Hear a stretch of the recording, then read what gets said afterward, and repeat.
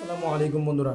আমি ভাবছিলাম আমি মোহাম্মদ মিনহাজুল ইসলাম তানভীর আমি চিন্তা করছি আগামী 2 মাস আমি কোনো ভিডিও আপলোড দিব না। আমি যদি ভিডিও দিই এই গাজওয়াল হিন্দ সম্পর্কে ভিডিও দিব, কিন্তু এই মুহূর্তে এমন একটা ভিডিও আমার চোখের সামনে আসছে যেটা দেখে আমি নিজের রাগকে কন্ট্রোল করতে পারতেছি না। আমার ধৈর্য একেবারে কি বলবো শেষ সীমানায় চলে গেছে আমার ধৈর্যের।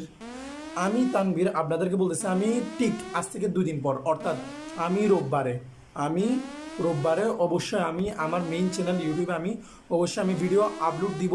এই জোকারটার কারণে, এই এলভিশ যাদব জোকারটার কারণে আপনারা এর ভিডিওটা জাস্ট একবার দেখুন।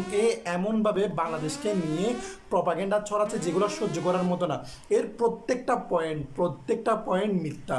আমি আপনাদেরকে সব কিছু প্রমাণ করে দেখাবো।